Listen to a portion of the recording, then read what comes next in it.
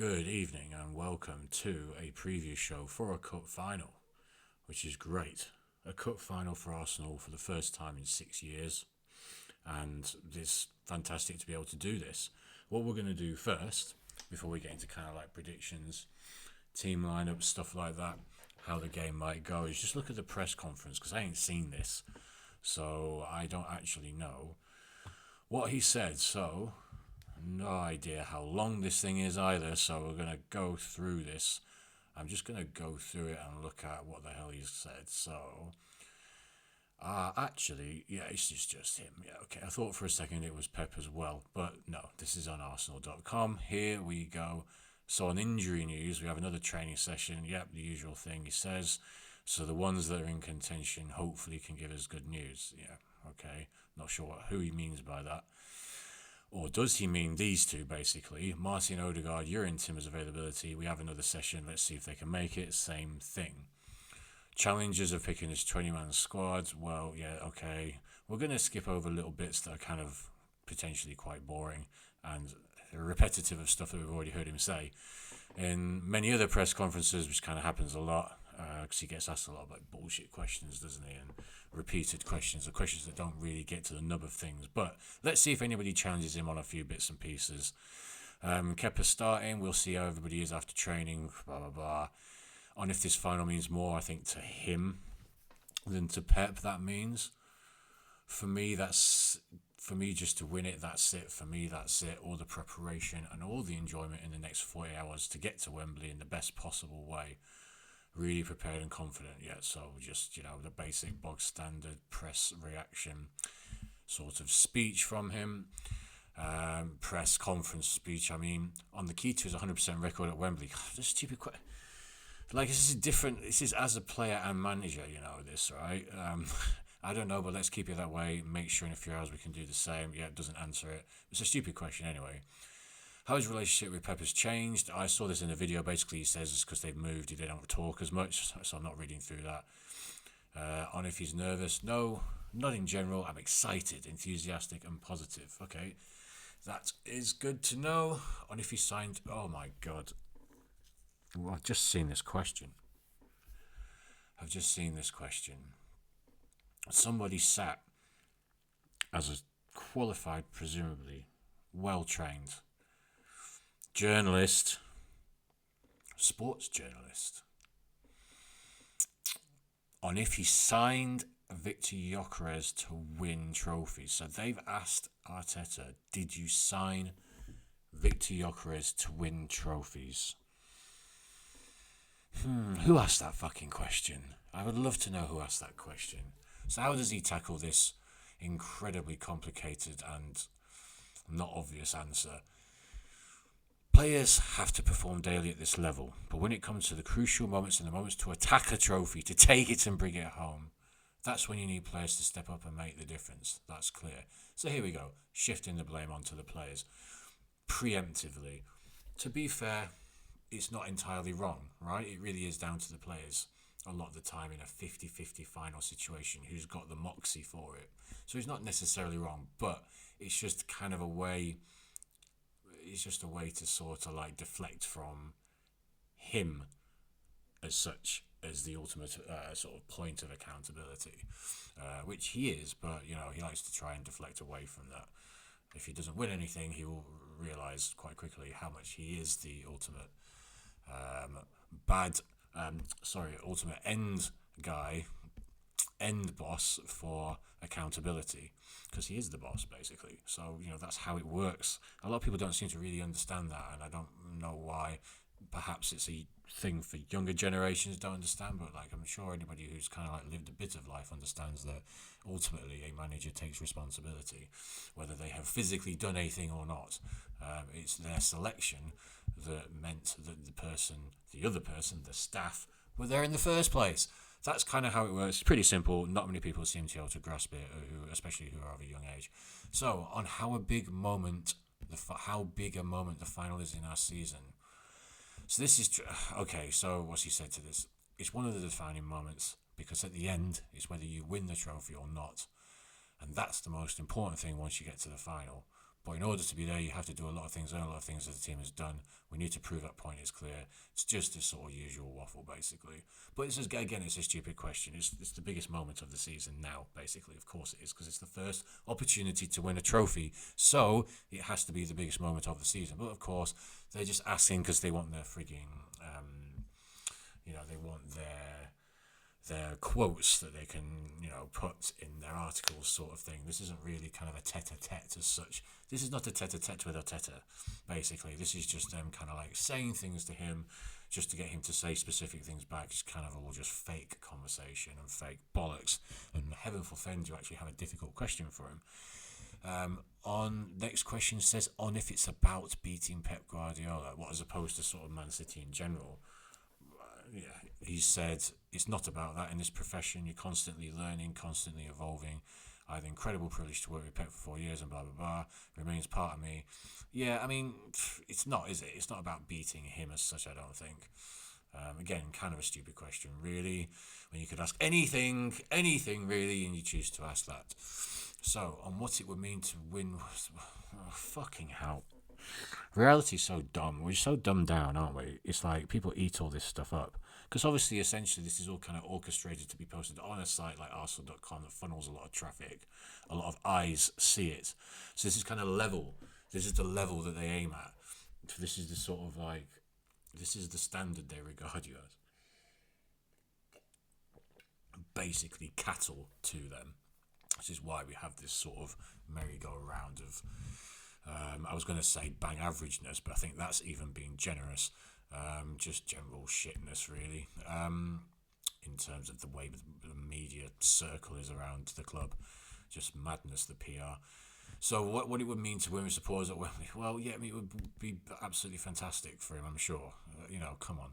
Let's leave that until Sunday, he says, and I can probably answer the question better. Well, bit of a cop-out. It's going to be good.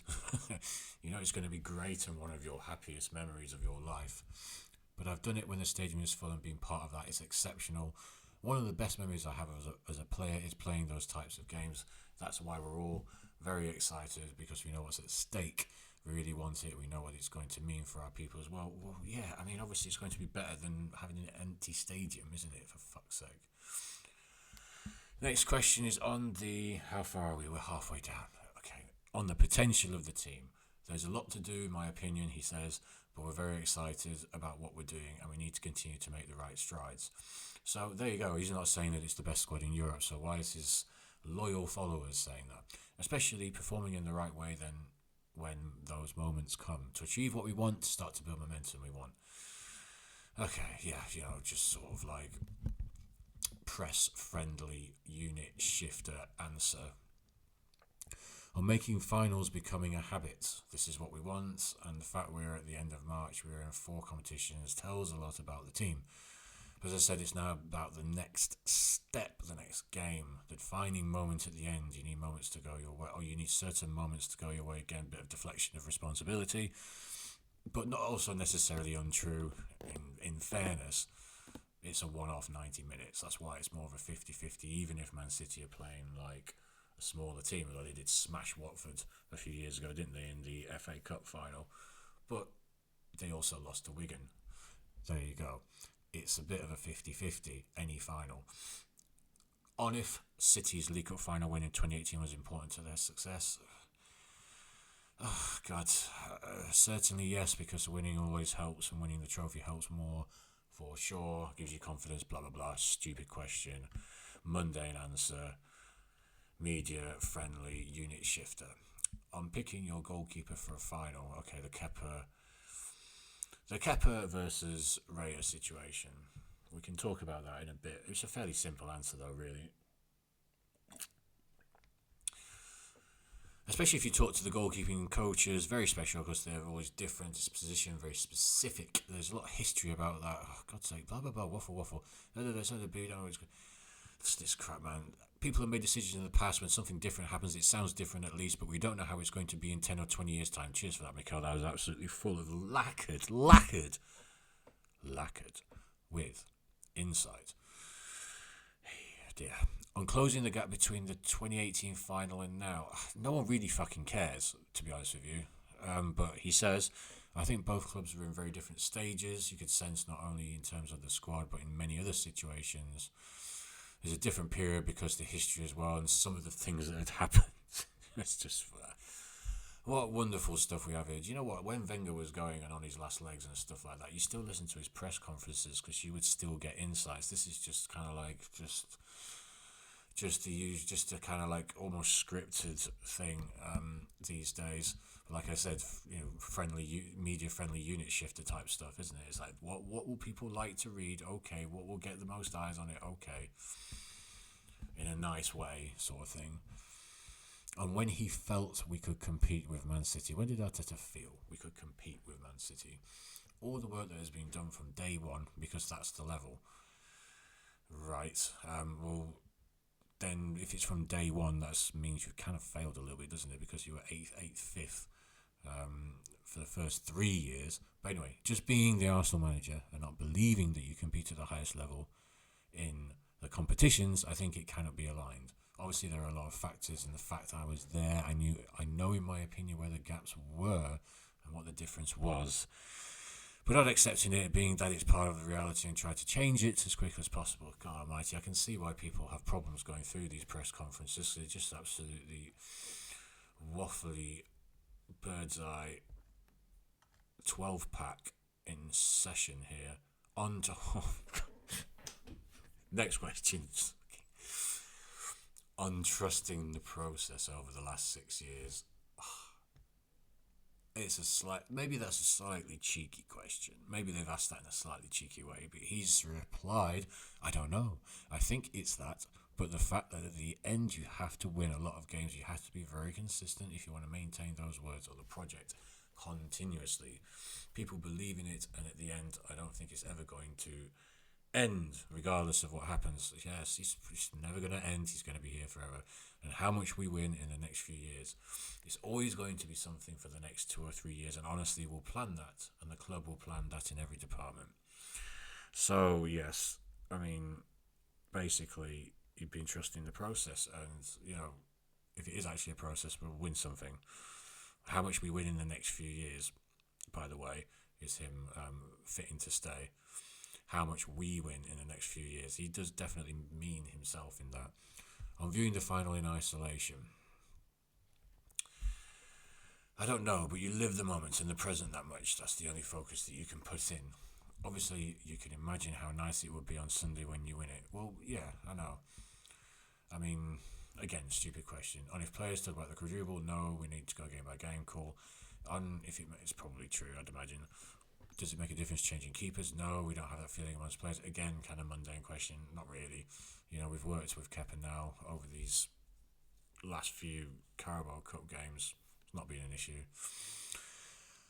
We're nearly at the end. We can talk about the game instead of this. So, yeah, it's interesting to go through it at least. I thought I was going to get a little bit more insight, but of course. Why did I think that? I thought maybe because it's a cup final, it would be a bit more insightful, but no, it's just the usual diatribe of nonsense. I mean, look, it's not nonsense. It's just it's just very mundane stuff, basically, isn't it? You just want a little bit more punch, a little bit more bang for your buck in it.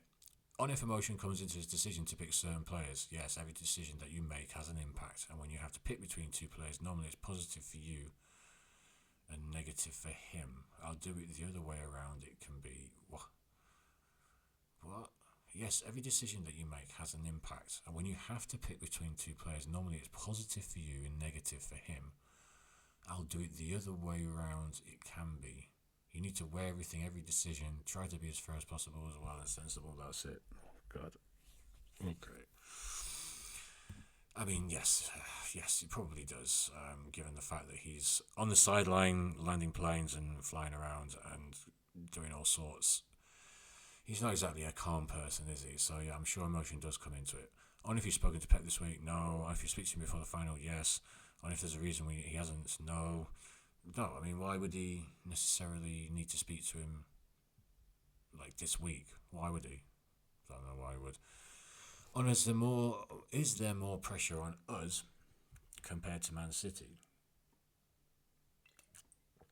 In a way, I don't think there is. I would have said so, maybe slightly, but not as much as people may think. Mainly because City's poor form, and people kind of like are a bit more open to the idea. Almost in a strange way, there's more pressure. There's more pressure when you're coming up against a better Man City. There's actually a slightly bit less pressure because we know Man City are not in a good moment at the moment for various reasons, and they have a kind of inconsistent first 11, let's say, where Pep doesn't seem to really know what his first 11 is. Attacking players playing in various positions, which is not helping Haaland, because the striker needs consistency, really, of the creative players around them. So I feel this is like one of the problems that you've got with, or why Haaland has had some problems in the last sort of like, third quarter or so of the season. So what's he say to this? When you have been in this position and gone years without winning a trophy, obviously it adds more necessity, but also more drive because you really want it. And that's something we have. That's something really important for us, something we've been trying to achieve for a while, and we now have the opportunity to do it. Okay. It's more necessity, yeah. I would agree with that. I think in terms of the pressure situation, though, there's slightly less than on us than there would be. And people would argue that it's the other way around. It's like, no, I don't think so. I think they would feel it more if we were coming up against a very on form Man City. The fact that we're not just lessens the pressure slightly. It doesn't lessen the necessity or the likely impact of losing, but I feel it actually mitigates the pressure somewhat. Not fully, not loads, but it just brings it down a little bit. It turns the cooker down slightly, a few degrees. Oh, for God's sake. And if he uses the occasion to motivate his players, I mean, yeah, I kind of agree with his reply as well. Again, it's not a stupid question. I mean, obviously a final is going to... if walking out at Wembley for a cup final isn't going to motivate a player, a professional football player, I don't know what to tell you, bro. But yes, they have to ask these questions to get him to actually say something, to get his comments. So he has put, I don't think you need a lot of motivation to play a final, and to play a final in Wembley. Yes, exactly as I'm saying. And anybody who's been involved knows there's a lot of elements that are very important to manage and to dominate. That's that word. In a final, we will discuss for sure. Dominate. I actually think we will. And that segues nicely into what I was going to say about the actual game. Let's just get this off the screen. Let me get this off the screen. There we go. And I need to be slightly bigger. Let's say. There we go. I don't know. So basically, I think we are going to dominate this game. I definitely think we are going to dominate. And I've seen some crazy predictions saying we will win like 5-0. I'm not on board with that kind of madness. But in terms of like possession chances, good chances, pressure of, consistent dangerous situations creating pressure, I definitely think we're going to dominate. I actually really fancy us in this game, and it's very unusual for me to be saying that, but part of that is seeing how bad City are at the moment. But it's also part of the momentum that we've created by being decent ourselves and consistent ourselves. So, a little from column A, a little from column B.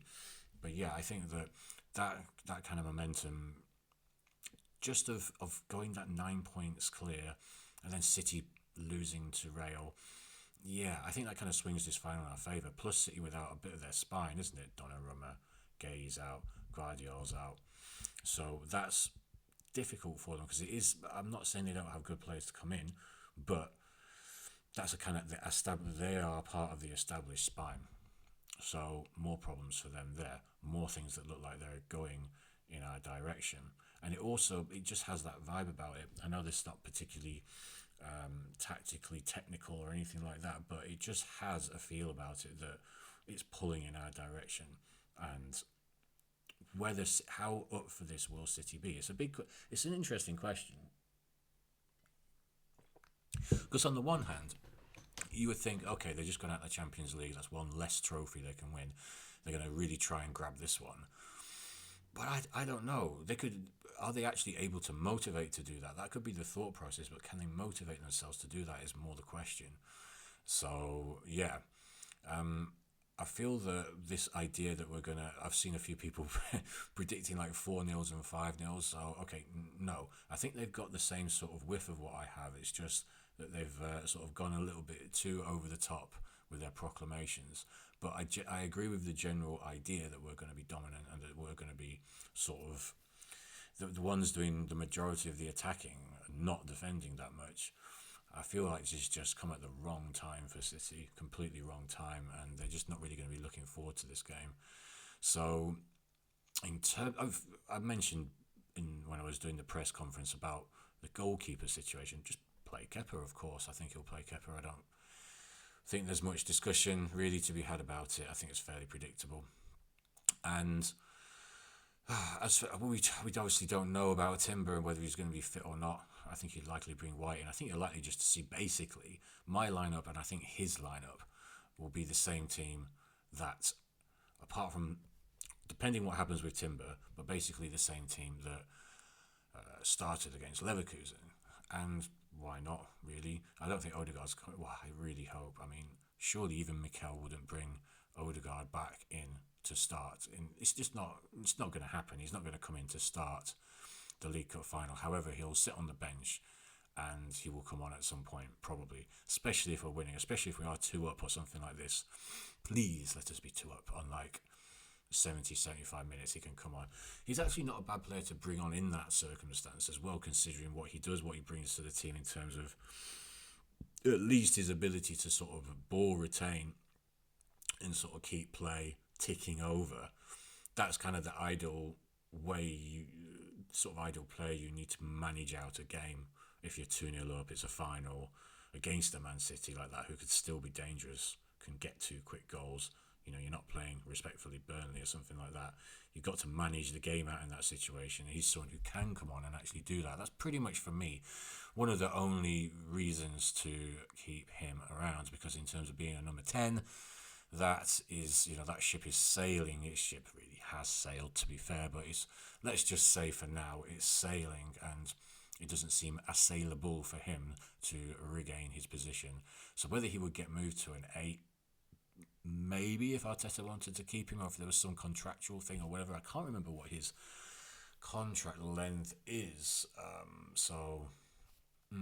But yeah, I mean, I meant a sort of contractual thing to play, like there has been with many players, like your Williams and all this kind of stuff, and like there probably is with Saka. I think if Saka's iffy form continues, I know he's a bit better last game, but generally speaking, he's had quite iffy form since he returned from his injury.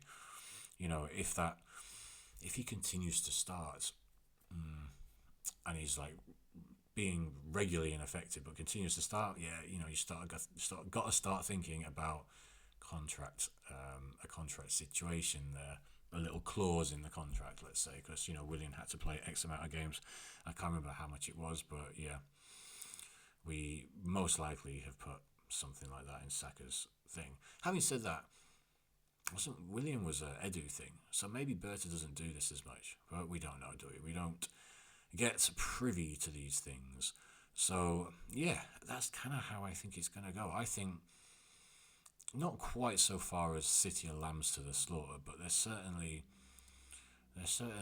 being eyed up by the Wolves, i.e. us. So yeah, I just think they're gonna. This is the wrong moment for them. This is a bad moment. If we'd have played them, if they'd have beaten Forest, and we'd have. This is how close football can be, really. You know how we scored so late against Everton, and they peppered Forest but couldn't score. I think didn't they have like a penalty or goal or something disallowed. But if you just change that slightly, and we didn't get those goals, we drew against Everton, and City beat Forest, and then let's say they could have still gone out to Real Madrid, but maybe not so bad. It's fine margins as to how it would look for Man City coming into this game. But as it stands, they got really pammed by Real Madrid, and they drew against Forest at home, and we got the late winner against Everton, and there's a whole load, of course, with the Max Darwin goal, brings a load of more furore and positive energy around the situation. So it's just all signs pointing to us. So I don't know. I don't know if anybody's sort of thinking there's a question about Gyökeres either, but he is going to start. That's why I didn't even really mention it. But yeah, I just think it's going to be the same team that started against Leverkusen. If Timber's fit, if not, then he will probably bring in. Who would he bring in? He would probably bring in White, wouldn't he? Instead of Mosquera. I think he'd probably bring in White if he has to. Yeah, so I was thinking of it's 20-1 at the bookmakers. I haven't put a bet on this year. I don't really do much betting now, but I did see 20-1 Arsenal to win 3-0.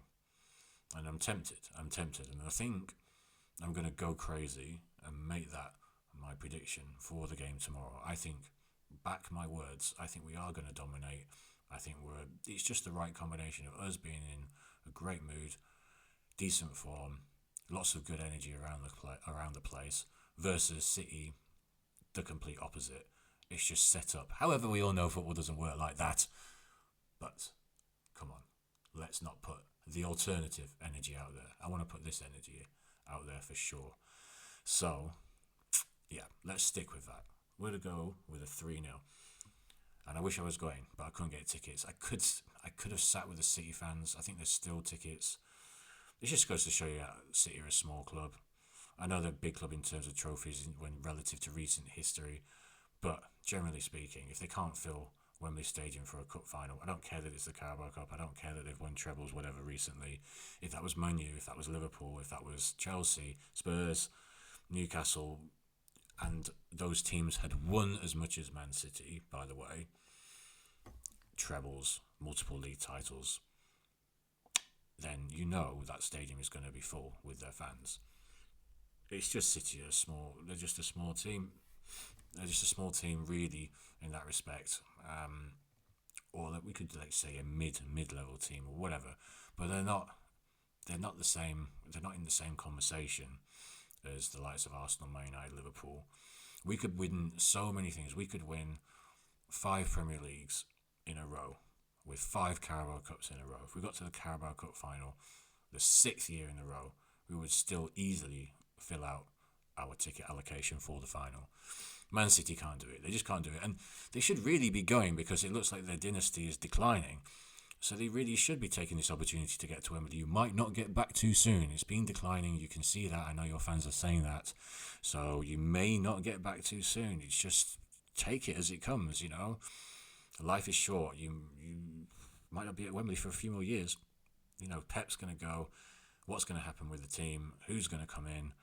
You know, I mean, I sit here saying all this. They probably get Luis Enrique, a load of decent players, and go smash the league again for the next decade. But let's, again, not put that energy out there. This is positive, Rob, today. I do think we're going to do it tomorrow. Finally bring home a Wembley trophy in front of fans, because it was awesome winning an FA Cup, don't get me wrong, but it's such a shame we couldn't have been out celebrating. So we want to be out celebrating on Sunday evening, and I think we're going to be. I'm proper positive about it. So yes, come on, you Gunners.